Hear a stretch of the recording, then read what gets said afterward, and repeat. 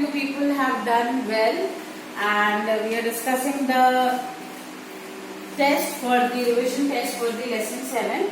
Your first question was the main function of the plant hormone called abscisic acid is to, what was the answer? Inhibit growth. So if you have marked inhibit growth, you have given correct answer. Abscisic acid का ही हम कहते हैं कि ये dormancy create करता है ना. It sustains और it supports dormancy. Anti dormancy कौन सा होता है? Auxin and gibberellin. और what supports dormancy? It inhibits growth is abscisic acid. Any doubts here? Second question might be confusing for you. The growth of the tendrils in pea plant is due to the. Now in MCQs you usually get 1 or 2 word answer, but here is the sentence. So your reading speed should be very good. Only then you can decipher it, है ना? So answer was second. Rapid cell division and elongation in the tendril cells that are away from the support. I have already told you, if this is a support and suppose this is my plant, ठीक है? This is my plant. So if this is the tendril getting a support, right? Elongation कहाँ पे हो रहा है? जो जगह touch कर रही है वहां पे भी हो रहा है. टच करने की वजह से वहां अंधेरा है. ऑक्सीजन कहाँ जा रहा है? दूसरी तरफ मूव कर जा रहा है. ये साइड उसकी इलॉन्गेट कर जा रही है और इसीलिए ये कॉइल कर जाएगा. तो अवे जहां पे टच हो गया वहां पे तो ऑक्सीजन को रुक गया ना, उसकी ग्रोथ कर ही नहीं सकता है ग्रोथ. तो जब रुक गई ग्रोथ वहां पर उसको कुछ मिल नहीं रहा है तो वो ऑपोजिट डायरेक्शन में जाके इकट्ठा हो जाएगा सारा ऑक्सीजन, है ना. ये हिस्सा जब बढ़ जाएगा तो ये ऐसे बेंडिंग आ जाएगी. राइट. सो ये कितने लोगों का सही है? यहाँ पे आई एम एक्सपेक्टिंग यहाँ पे गलतियां हुई होंगी, है ना? मेरा ही गलत है. अब उसका फोर्थ पार्ट क्या मतलब है? उसका फोर्थ पार्ट का फिर उसका फोर्थ ऑप्शन है effect of gravity on the part of tendril hanging down towards the earth. ये पार्ट ऑफ, रुक जाओ, वो ये कह रहा है कि ये जो टेंड्रिल है इसके ऊपर ग्रेविटी का इफेक्ट हुआ और उस ग्रेविटी की इफेक्ट की वजह से ये कॉइल कर गया. ऐसा तो नहीं है ना. So this can not be the answer. Alright, let's move. हाँ, मुझे पता था, ये जब मैं बना रही थी तभी मुझे पता था यहाँ पर गलती होगी. The stimulus in the process of thigmotropism is, ये मोस्टली करेक्ट होना चाहिए. Answer is touch. Thigmo is touch. So this should be correct for most of you, right? Next is iodine is necessary for the synthesis. That was another very super easy question. आपको board में 2-4 question ऐसे आएंगे जो आपको feel good feeling देंगे, है ना? So that you are encouraged to do it more neatly and nicely. ये किसी का गलत नहीं होना चाहिए. Correct answer is thyroxine. Okay. Next is, which of the following controls the involuntary actions in the body?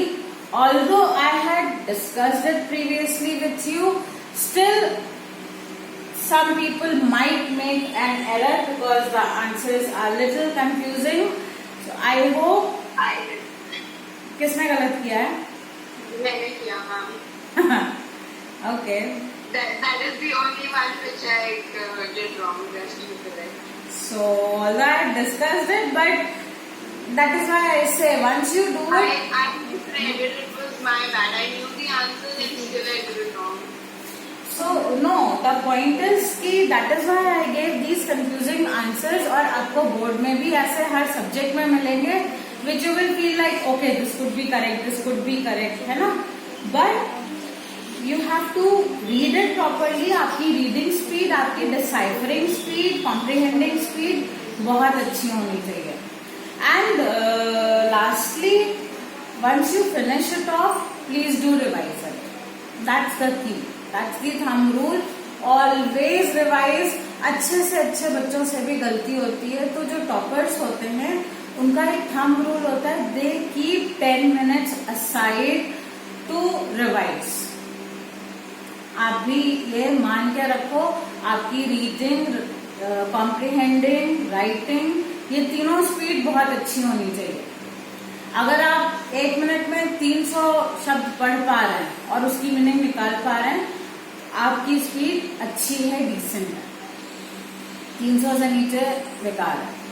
जो बहुत अच्छी हाईएस्ट जा सकती है वो 650 से 700 वर्ड पर मिनट हो सकती है, बट उसके लिए बहुत मेहनत चाहिए। तो आप 300 350 भी अपनी रख रहे हो, and slowly if you are trying to increase it, nothing like that, है ना। So please do that. Next is, okay, so the answer was medulla in the hind brain, है ना। आई गेव दिस, मैंने पढ़ाते समय भी आपको explain किया था। Correct answer is medulla in the hind brain. Next we have is electrical impulse travels in the neuron from, I am expecting errors in this question. One slight error and your answer is wrong, isn't it? So the answer would be, क्या होगा, पहले आपके receptors होते हैं। Receptors क्या होते हैं? आपके डेंड्राइट्स होते हैं। डेंड्राइट किससे जुड़े होते हैं? डेंड्राइट जुड़े होते हैं सेल बॉडी से। सेल बॉडी के बाद क्या आता है? आपका एक्सॉन आता है, और उसके बाद में एक्सॉन का एंड आता है, जो कि हम नर्व एंडिंग भी कहते हैं, या लास्ट और टेल ऑफ द न्यूरॉन भी कह सकते हैं। तो एक ही शब्द को कई तरीके से बोला जा सकता है ना। आपको ध्यान देना है, उसकी मीनिंग समझना है। Again you have to comprehend it, ठीक है। So that would be the correct sequence. Answer is number A, first is the answer. Then spinal cord originates from, ये किसी का गलत हुआ है? Spinal cord originates from medulla, है ना। सबसे नीचे जब आप याद करिए, ब्रेन का ये वाला स्ट्रक्चर आ रहा था और यहाँ पर हमारे को सेरिबेलम आ रहा था। ये पॉन्स था, ये मेडुला था। पॉन्स का क्या काम था? दोनों हेमिस्फीयर को ज्वाइन करना, that was the job of pons, है ना। और ये आपका नीचे मेडुला आ रहा था। So medulla is actually, this is the spinal cord, ठीक है। तो मेडुला जॉइंट, और ऐसा लगता है कि spinal cord originates from the medulla, ठीक है। So answer is medulla. Dwarfism in human beings is caused due to the deficiency of growth hormone, है ना। This was very easy, there shouldn't be any doubt. Okay, so ये अगर किसी का गलत हुआ तो बताती हूँ, मैं घर जाके देखूंगी and then I'll let you know. Which hormone is responsible for apical dominance? Auxin. ये क्वेश्चन ऐसे भी आ सकता है कि which hormone helps in breaking the dormancy? उसमें आपने अगर ऑक्सिन या जिब्रेलिन दोनों किया, दोनों सही है। Which hormone promotes dormancy? आपका आएगा abscisic acid. So apical dominance आपका आ जाएगा auxin. And the last question was, posture and balance of the body is controlled by, very easy question. I hope किसी का ये गलत ना हुआ हो।